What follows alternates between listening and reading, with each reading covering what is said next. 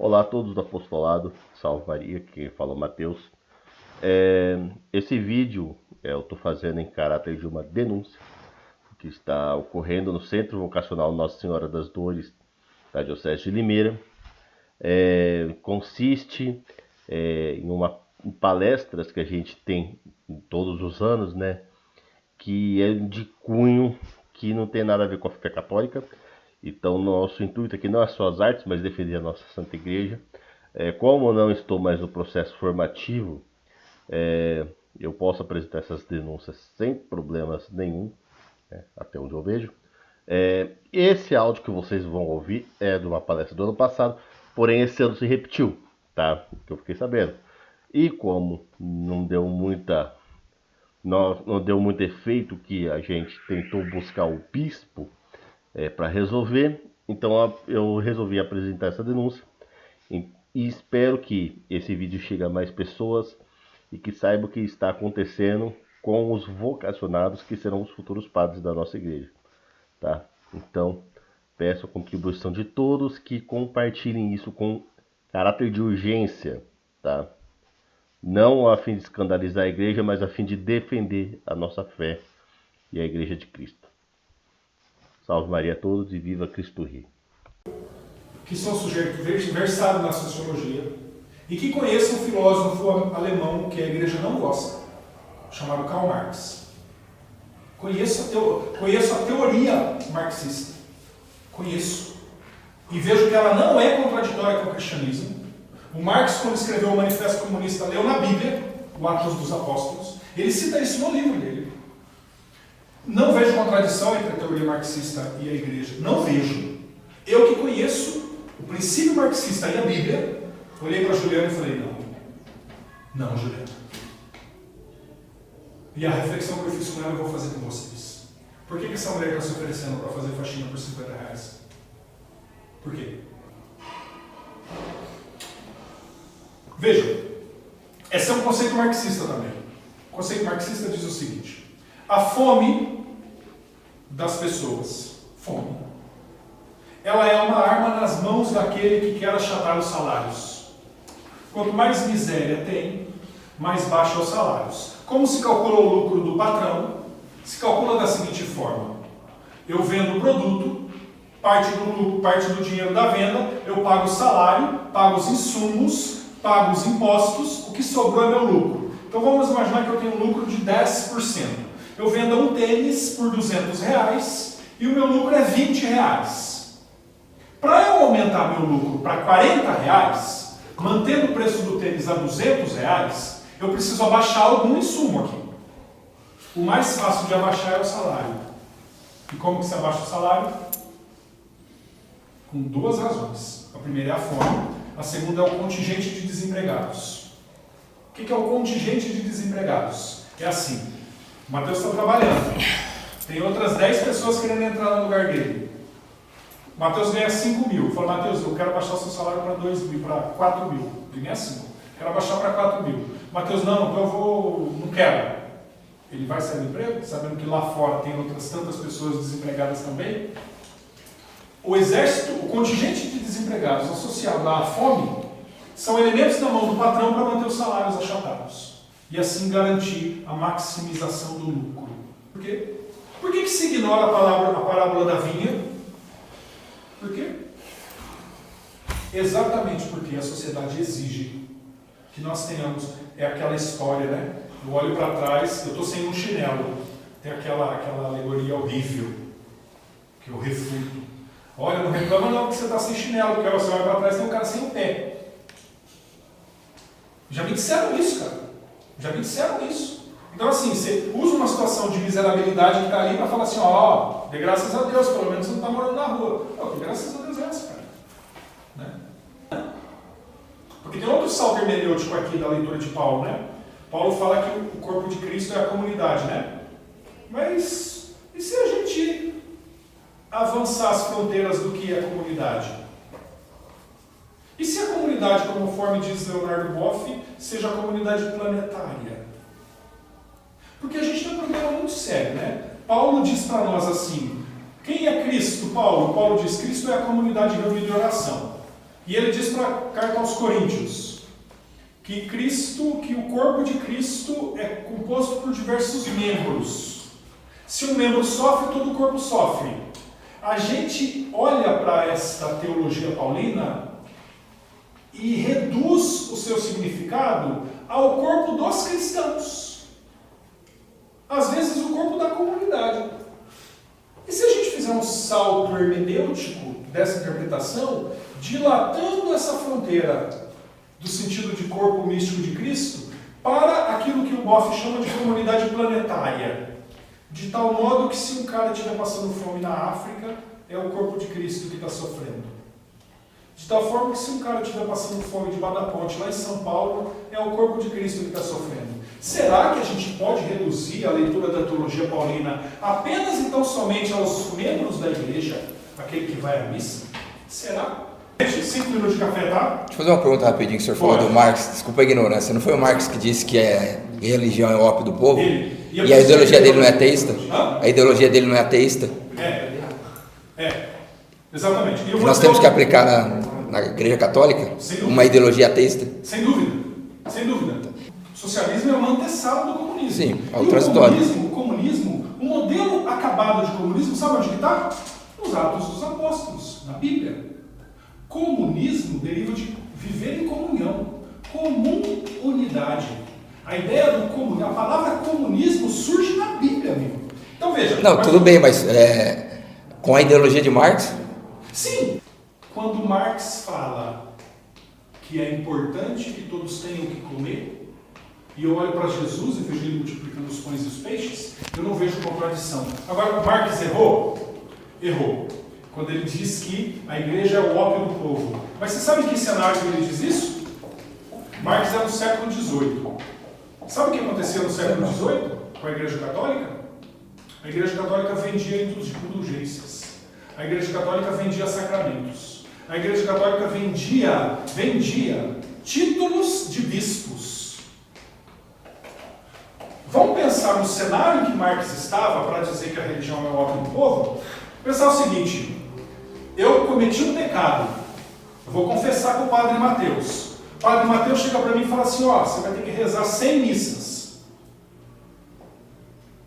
Sabe o que eu fazia, Mateus?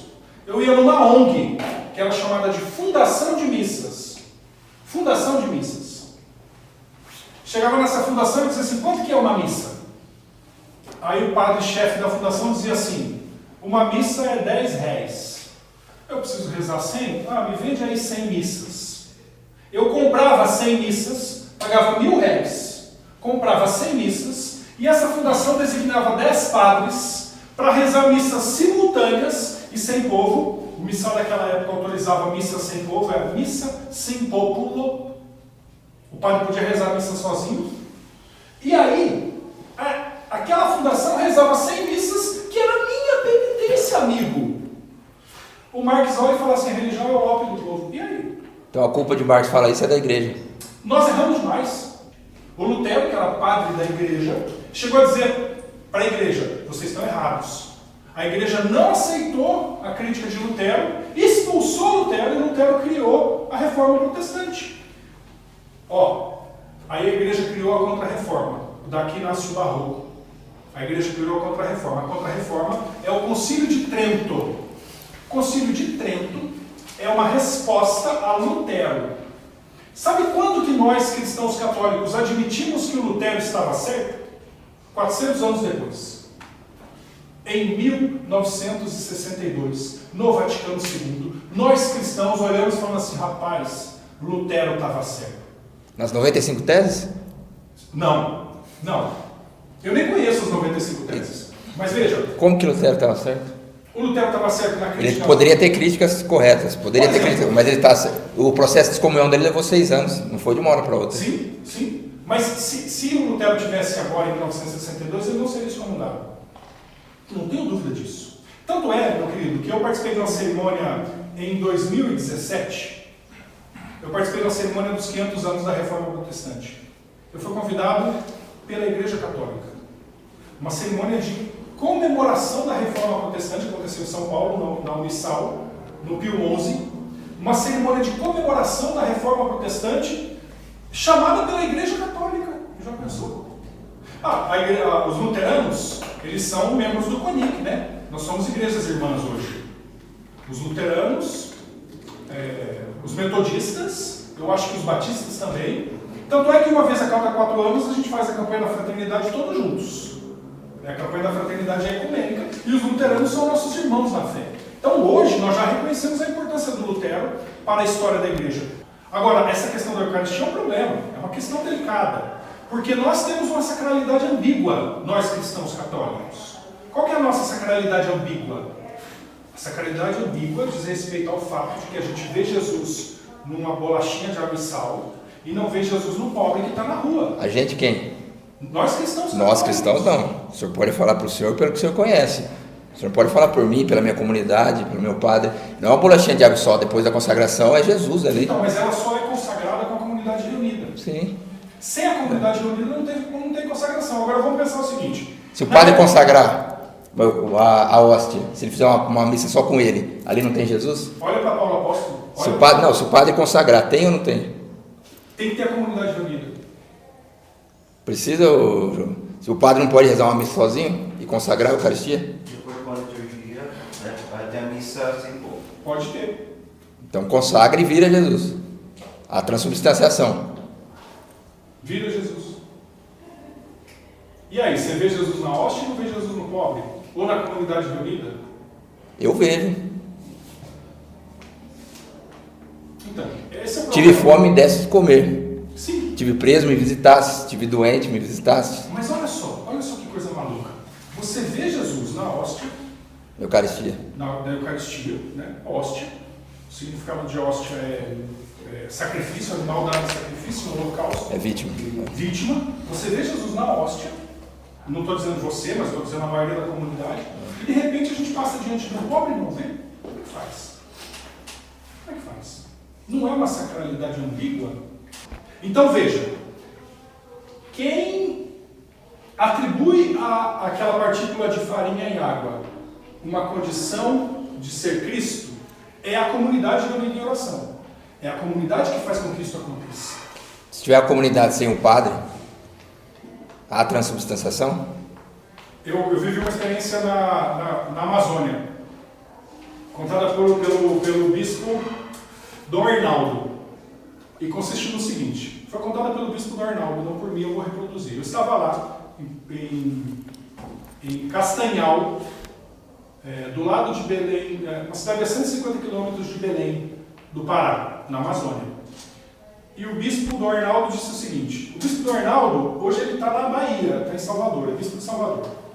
O bispo Dom Arnaldo disse o seguinte, eu viajava de barco para celebrar missas nas comunidades da Amazônia. E ele demorava 5 anos para voltar naquela comunidade que ele tinha ido anteriormente. Porque são lugares inóspitos, difíceis de chegar. E aí, Dom Arnaldo chegou para celebrar uma comunidade na qual ele tinha ido 5 anos atrás. E ele encontrou na comunidade, começou a paramentar o altar, se organizar para fazer a missa numa capelinha, no interior de uma cidadezinha na Amazônia, um vilarejo na Amazônia. E ele viu que logo na primeira fileira sentou uma menina de aproximadamente 5 anos. Dom Arnaldo deduziu que essa menina nunca tinha participado de uma missa. E aí ele olhou para a menina e falou assim, você já participou de uma missa alguma vez na sua vida? Na certeza de que a menina diria, não, nunca. A menina olhou e falou assim, sim, todo domingo. E aí Dom Arnaldo pensou assim, mas todo domingo? Quem vem celebrar todo domingo nesse fim de mundo? Sendo que só dá para ver um padre aqui a cada 5 anos. E o padre perguntou, todo domingo? Mas quem celebra? E a menina respondeu, minha mãe. Sabe qual é o problema? O problema é que a gente duvida da ação do sagrado. A gente duvida da ação do sagrado. Eu não duvido, e pode ter oração, celebração da palavra. Agora, a missa, com renovação do sacrifício de Jesus, transubstanciação, não é só... Não tem padre. Vamos pensar o seguinte, no interior da Amazônia, não tem padre. Não tem missa. Será? Você é capaz de dizer isso? Por Deus? Por Deus não, pelo que a igreja ensina, sim. Mas será? O Papa Francisco tentou resolver isso autorizando sacerdócio de homens casados na região da Amazônia. Não passou. Não passou pelo sínodo, tá? Mas isso um dia vai passar. Esse homem, que não está mais em comunhão com o magistério da igreja, foi padre, tá? Não está mais em comunhão com o magistério da igreja, e ele está ali todo domingo celebrando a Eucaristia, numa comunidade que não vai padre, que não vai igreja, porque é uma comunidade, cara, que eu já fui para a Amazônia, você passa 6 dias no barco, para ir, não tem jeito. Então tá, achar que a graça de Deus, ela só está onde está um padre, é pretensão demais. Não, não é a graça de Deus. Eu disse transubstanciação. A graça de Deus está onde Deus quiser. Será que não está? A transubstanciação? Será que não? Onde não tem o padre? Será que onde não tem ninguém com a ordem? Será que não? Porque nós estamos falando o seguinte, ó, a transubstanciação é uma condição para que eu me torne Cristo na medida que eu como.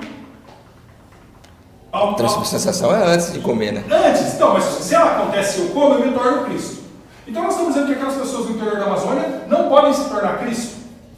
Não, estou dizendo que sem um padre para consagrar, não há transubstanciação. Não estou dizendo que elas não podem se tornar um Cristo. Isso. Não tem. Não tem. De repente a fé delas é maior que a nossa, elas vivem mais a vida de Cristo do que nós. Isso sim, isso eu não duvido. Que a graça de Deus opere mais na vida delas do que na nossa, por uma docilidade do Espírito Santo, isso eu não duvido. Você sabe que tem uma discussão da escolástica que trabalha com a ideia do legalismo. A gente quer enquadrar Deus e o sagrado num conjunto de leis, como o fariseu faz, que tá escrito, porque está escrito nos documentos, está escrito que a transubstanciação só pode acontecer na presença de um sacerdote ordenado por um bispo. A gente diz assim, todo o resto não acontece. Eu não tenho coragem de assumir isso, tá certo? Então vamos pensar o seguinte, você pode acreditar nisso, vocês podem acreditar nisso, eu não tenho coragem. Eu não tenho coragem de olhar para o interior da Amazônia e ver lá que tem uma mulher que celebra a missa lá e falar assim, isso que você está fazendo aí não tem valor. Não que não tem valor, não. Valor de oração tem. E como eu disse, pode ser que Cristo viva mais nela do que em mim. Mas a transubstanciação, a missa, que é a renovação do sacrifício. Eu não tenho coragem. Eu não tenho coragem de dizer. A igreja tem. Então. A igreja não afirma, Juba, que precisa de alguém ordenado? Ou não? Ó, a igreja afirma isso? A igreja afirma. A igreja afirma. Não é dogma de fé? Hã? É dogma de fé? Eu não tenho coragem. Não tenho coragem. Sério. Não tenho. Agora, vamos lá. A gente começou toda essa prosa por conta do ateu e do cristão, né? Cristão. Tudo isso por conta do ateu e do cristão. Eu não tenho dúvida de que há muitos ateus que nos precederão no reino dos céus. Eu não tenho dúvida. Não tenho dúvida. E o contexto, muitos ateus nos precederão. Quem não crê será condenado. Hã? E quando Jesus disse que quem não crê será condenado? Quem não crê, não crê. Como assim não crê? Foi Jesus que disse. E a carta de Pedro quando diz que você será salvo pelas suas obras? E aí? A lei da sua fé. Vamos pensar num shintoísta, vamos pensar num umbandista, ou alguém que professa o candomblé.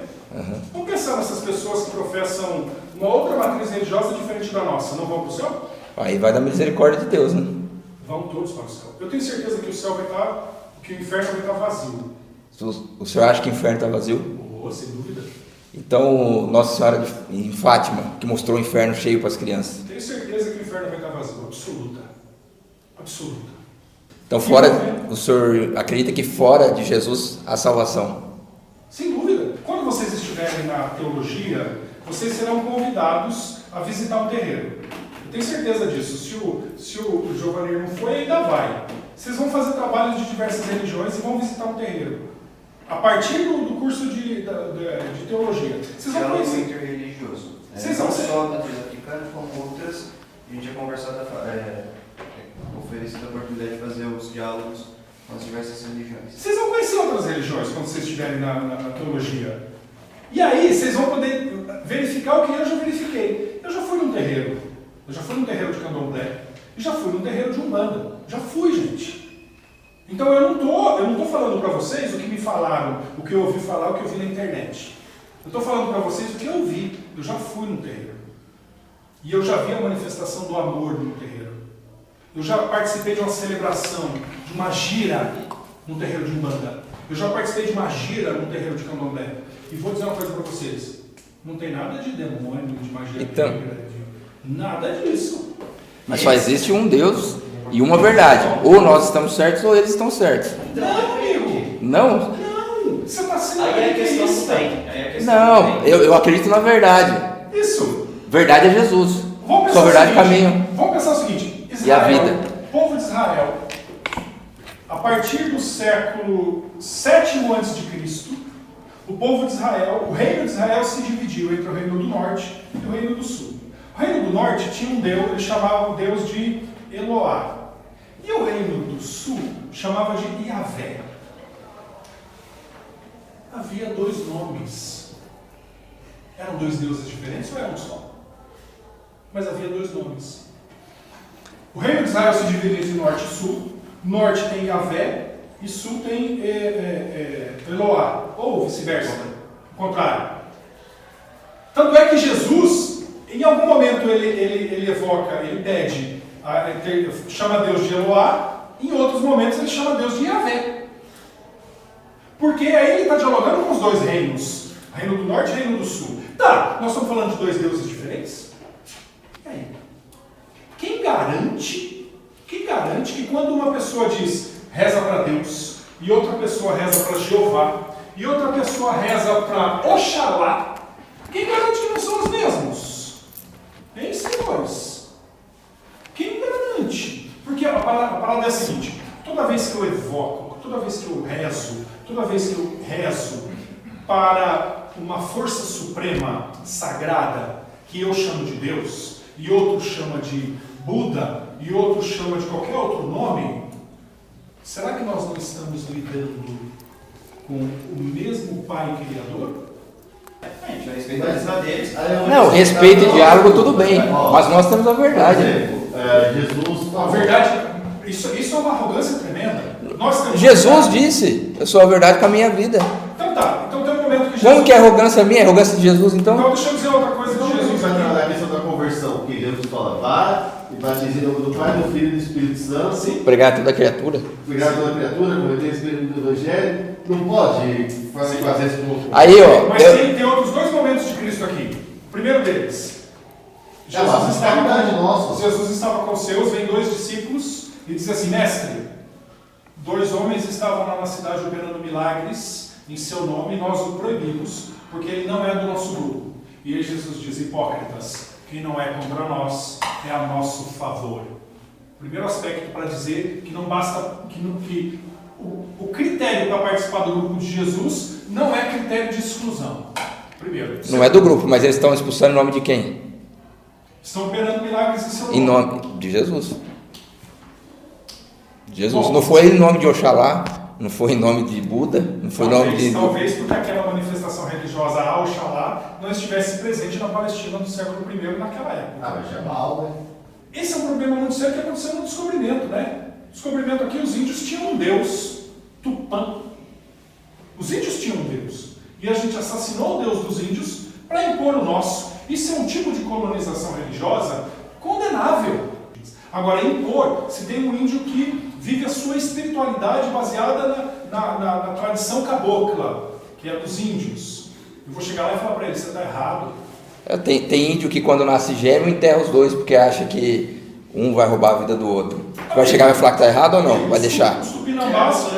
Mas vai deixar? Amigo, os tupinambás. Então o aborto também se Então vai... você mutila a mulher, e a mulher que não é mutilada, ela se sente excluída. Ela aceita. Se a mulher aceitar. Agora o bebê aceitou ser enterrado? Aí é a cultura deles. Mas então por uma cultura a gente vai deixar. Cara, mas a cultura está acima da dignidade humana. Aí que tá a questão, a dignidade pra quem? Para quem? Para o bebê. Para dar vida. Mas- Então se for nessa ideia de cultura... Não, sim, mas se for nessa ideia de cultura, a gente vai aprovar o aborto, porque se é a cultura da mulher na favela lá Mas é a abortar...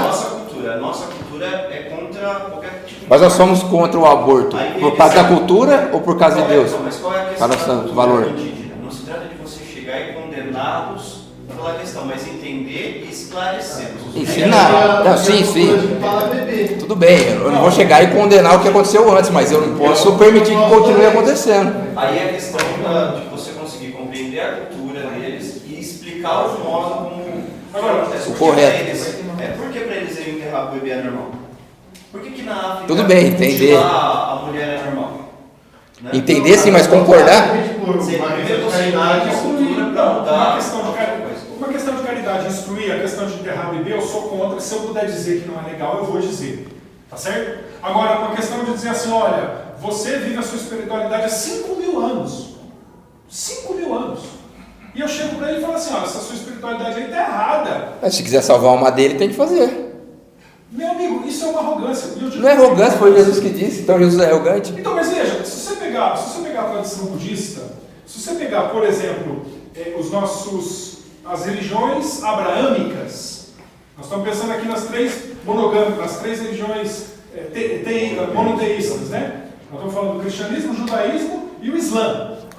Rapaz, você vai chegar para os caras, são três religiões abraâmicas, você vai chegar para o povo do islã e vai falar assim, amigo, se você não aceitar Jesus, você vai para o inferno, porque Jesus é o caminho, a verdade e a vida. Isso é arrogância. Eu não vou chegar para o pai Evandro e falar, pai Evandro, abandone isso aí e vem ser católico comigo, porque senão você vai para o inferno, você não vai ser salvo, porque... Essa não é uma maneira de abordar, mas se o senhor quiser pregar a verdade, o senhor tem que falar para ele. Não essa maneira. Caridade é querer salvar a alma. Se o senhor deixa uma pessoa no erro, isso não é caridade. Não, mas quem disse que ser um bandista é errado? A igreja. O nosso dogma, mas o dogma dele não. Então, mas eu sou da igreja católica. Eu acredito na igreja. Não, deixa eu só terminar e você já lê. Qual que é o máximo de Cristo? É o amor. O amor, sim. E onde está o amor deixar uma pessoa no erro? Não, peraí. E se a Umbanda está praticando o amor? Deixa eu concluir minha reflexão, que eu já te dou a palavra. E se a Umbanda está promovendo o amor ágape? Invocando o demônio? Não, eles não invocam o demônio. Invoca ou o senhor acha que é santo que desce neles? Não, eu já fui num terreiro. O senhor foi, o senhor sabe que quando ele incorpora o quê? Mas vamos lá. O que é o amor? Primeira coisa fundamental, você está tratando de uma manifestação metafísica. Eu acreditar que só Jesus salva é fundamentalismo? É. Mas aí você não cai no erro, tipo, por que ele veio então para você salvar o Senhor? Jesus veio para salvar a todos. A todos. Todos. E eu digo para você que Jesus veio para salvar, inclusive, quem é do Islã. E aí? Desde que aceite Jesus. Será que precisa? Se não precisa, por que Jesus disse? Pode ler. E depois e ensinai a todas as nações, batizai-as em nome do Pai, do Filho e do Espírito Santo.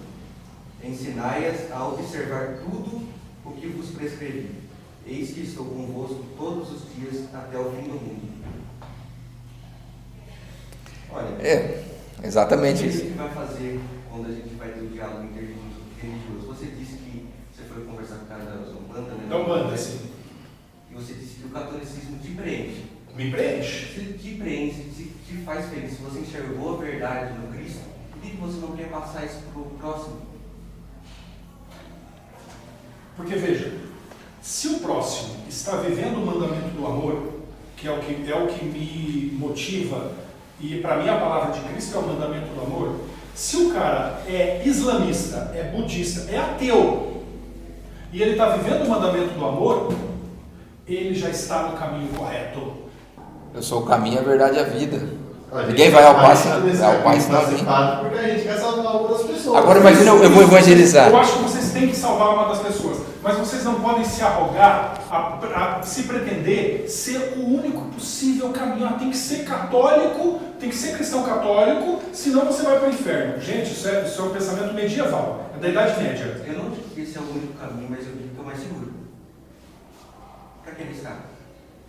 Se é algo que pode levar as pessoas para o inferno. Você disse que o inferno está vazio e o diabo está onde? Vocês precisam estudar mais a história da igreja. O inferno é uma criação do ano 1000. O inferno é dogma de fé. Ano 1000. Mas é dogma de fé. Dogma Quem de não fé. acredita no inferno não é católico. Durante mil anos, nós vivemos. A patrística não citou, nunca citou o inferno. E Jesus nunca citou o inferno? Jesus cita quando 18 vezes. quando ele expulsa os demônios, por exemplo. Mas não, é uma criação, gente.